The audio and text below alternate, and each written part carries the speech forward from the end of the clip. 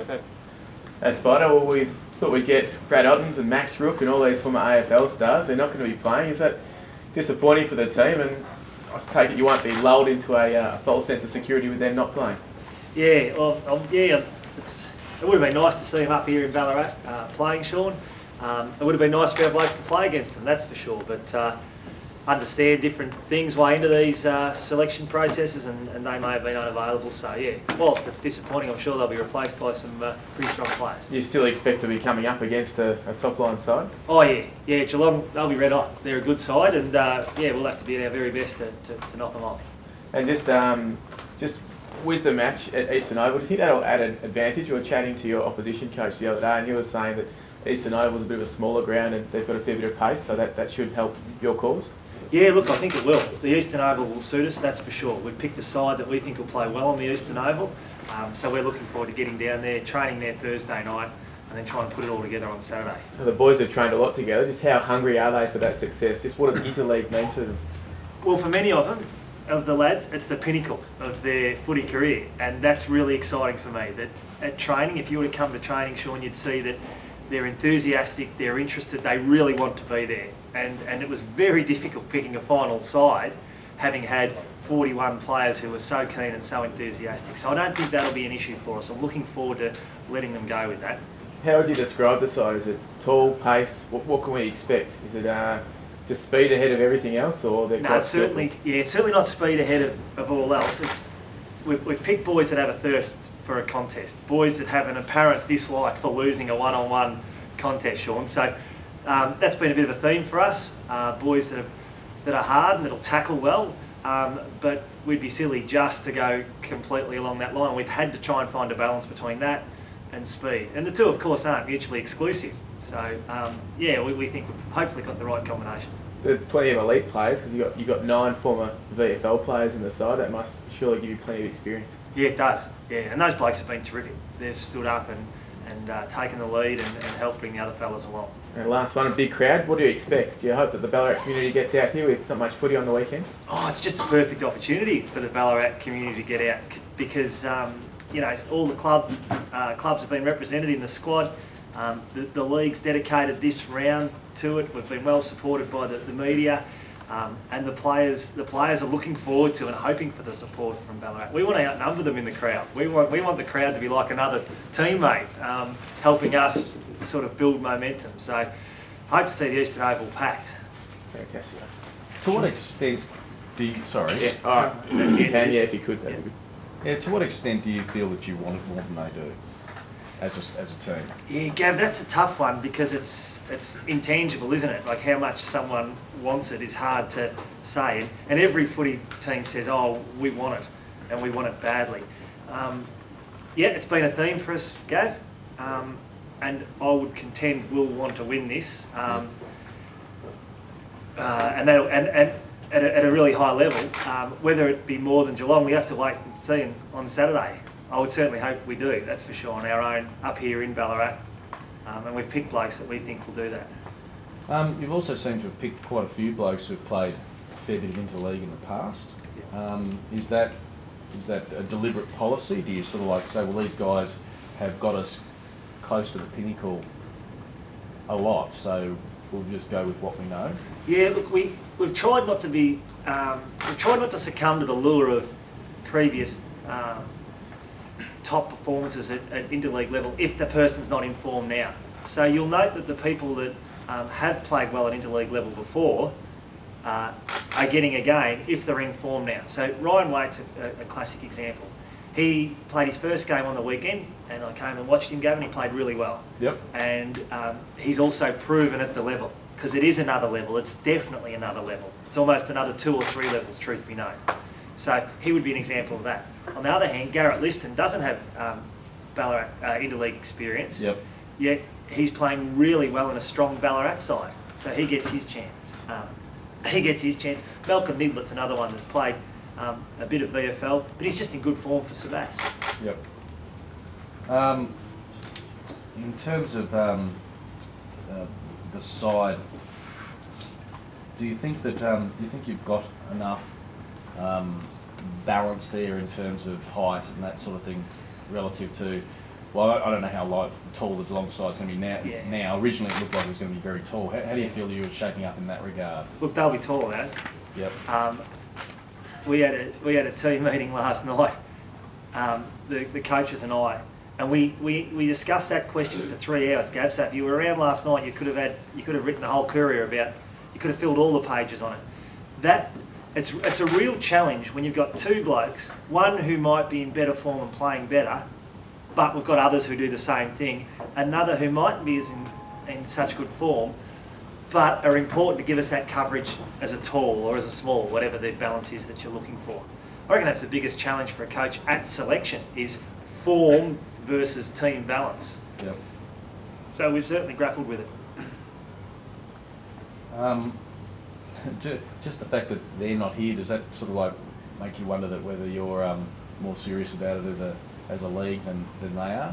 Oh, no, it doesn't, because I had to come 150 metres across the road. They've had to come 90 kilometres, so and people work. So I suspect that that's what's going on there, rather than a statement about their desire to play. The only other one I've got is about, and I'll probably ask DJ this as well, Yeah. about how much the motivation is different. Like last time we were playing against, I think, Golden Valley, it was for number one. Yeah. This time it's basically to retain number 3, as I understand it. Yeah. So is there much difference in the motivation with regard to that? Well, if we win, we play off for number one next year. Yeah, okay. Now that's in the back of everyone's mind, but that's not our primary motivation at all. We haven't actually talked about that as a playing group and coaches. The motivation, we've had to find, well, what is it that's going to motivate us? We all need to be motivated by something in whatever it is we're undertaking, whether it be work, life, whatever. And we've had to talk as a group about what it is that's going to motivate us to play well tomorrow night, Saturday afternoon. So we have talked a lot about that, and we've come up with themes around that, and we're hoping that will help the boys. What themes are we talking about? Just don't give it all away. Yeah, themes around unity and themes around contributing, everyone contributing. Okay, thank you. Okay. Why the focus on hunger? Gav came up with a focus on hunger killer. We haven't necessarily said we've got to focus on hunger. We have had a focus on being united, a focus on contributing. But in terms of hunger, I reckon the side we've picked, they're hungry and keen, so that sort of looked after itself. Was that to counteract central plays? Well, you've got to look for what your advantages are going to be, and we won't outblast them, and we won't have bigger power backs or power forwards, we'll say centre forward. So we have to try and find what advantages we can take into the game that they won't have, and let's hope that that's one of the advantages. It's a problem both teams have, but how hard is it, like, forming that bond with a group of strangers, pretty much? Well, fortunately, it hasn't been that hard, and the reason is because the fellows have been committed. We right from the start, Killer, we said to the blokes, we're fair dinkum about you. We personally delivered their letters to them to say, you're welcome, you're here, we want you. We picked a squad of 40 and then added Aidan George 41, and last year they picked a squad of 67. And we just thought about that and thought, well, what can our advantage be over Geelong? We're trying to show a sincere and genuine interest in each player. And you know what it's like, if you personally approach someone and talk to them rather than send them a fax saying, good on you, you've got in, or they hear from their president, straight away you get that buy-in. And it's a bit disarming if a fellow's thinking, oh, I'm not sure about Interleague. If you go and look them in the eye and say, look, we're fair dinkum about you, it's hard not to sort of reciprocate that. And we've found the players have been fantastic in that regard. Do you have an eye on next year as well? No. Are you doing that sort of stuff? No. Because you know what, if someone plays really well tomorrow and then they're horrible for the next year and a half, we're going to pick blokes who are in form next year, whatever year, whoever we're playing. Thanks, Mike. Thanks. Okay. Yep. Deej, first of all, just you've played Interleague before. How crucial is the first 10 minutes? How just that they don't blow you away and that you can try and blow them away. Oh yeah, I think the first 10 minutes of every game, whether you're playing in a league or whether you're playing club footy, is extremely important to try and set the tone for the day. Having said that, a lot of games are lost in the last 10 minutes and so forth as well. But we really want to get out there and put our best foot forward early to show what we're about and what we've come to play, and we're going to take it up to these guys. And hopefully we can sustain a full quarter effort with that intensity. Ranked number 3 at the moment, just where do you believe that this league could be or should be? Oh yeah, look, obviously we're ranked number 3 at the moment, and the only thing we can concentrate on is winning this game this week, and and maybe having a crack next year. But that's a hell of a long way away, and as Spider alluded to, it hasn't even been mentioned this year. We've got a game to win on Saturday, and we'll be going out. Doesn't matter what opposition we're playing, we're going out to put everything in place to win the game. Yourself have been in red hot form, kicking 7 last week. Just body's feeling good, and you're starting to find your form again. Oh yeah, I don't know about red hot form, mate, but I'm contributing, and I'm happy with that. And it's at club level, getting my hands on it a few. The body's been feeling good after a couple of years with a few hiccups. So it's good to be able to string a few games together. What would a win mean for you on the weekend? Oh look, I think for all the boys it would mean heaps. We've got people in the side who've been in the Interleague side for 5 or 6 years, and I think the fact that they keep fronting up and keep really buying into what we're about shows how much it means to them, and then it's just really exciting to see guys up for the first or second time to really be having a crack as well. So I think it means a fair bit to everyone in the team. You could be a bit fiery early on. Oh, I've got no idea, mate. It depends, I suppose, on the attitude of the other side, but obviously we'll be pretty focused on what we're trying to achieve, and if that happens, then I'm sure we won't back down. Just a more general term about Interleague. How much is guys playing 5 years Interleague together sort of like means you've got more of a dialogue, a sense of belonging with guys, for example, from Melton South and Sudbury? How much has that made that in the last 5 years? I think it's a bit twofold, Gav, really, because I think obviously you strike up a bit of camaraderie with people that you've played with over the sort of the last 4 or 5 years. But having said that, I know myself personally, I get really excited about seeing some new, fresh faces in there, and for them playing some good club footy and having the opportunity to represent the league at this level. So I suppose every comp's the same in that they have their best players in the competition who are obviously probably in their interleague side sort of year in, year out for that 4 or 5 year period when they're playing some good footy. But we come up against these guys every week. We know how they play. We study them as opposition coaches and teams and that sort of stuff as well. So when we put it together, we've got a fair idea of how guys go about it, and obviously the coaching staff that looked at that and what roles they want them to play. Has there been any players that in some ways have stood out in the Interleague? You've obviously seen them as opposition players, haven't seen them at training, that have stood out in terms of leadership and might have even surprised you at training as someone training alongside them as opposed to someone who's playing against them? Yeah, I think there's probably 2 or 3 who fit that mould every year. Yep. There's guys that probably you don't really know their personality, you just know them as an opposition. You come together as a group at Interleague and, you find out some really, really good traits on some people and it comes together, and particularly with a group that often at the start of the campaign is probably not gelled that well. You need a few guys to really step up, and I know Spider's been really, really big on everyone contributing to leadership and not just the sort of 2 or 3 who've been around for a few years. So that sort of happens every year, and it's really, really good to see they see those guys put their hand up. Anyone at the moment that sort of like stands out in the current mob? Even a few of the new guys, Gav Liston and these sort of guys have been really, really good. A few of the younger guys, Tyler George and all that, have all been contributing. So we're all on an even playing field there. There's no one sort of above everyone else or anything like that. We ask everyone to contribute, and and they all have done so at this stage. I think that you didn't play last year. Is that correct? No, I didn't play. No. So I guess the question about what motivates you this time is irrelevant because you weren't in that game. Yeah, well, I was involved at a coaching level, but yep.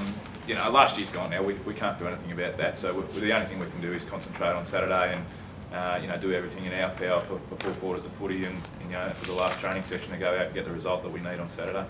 And perhaps finally, why do you think you're going to win?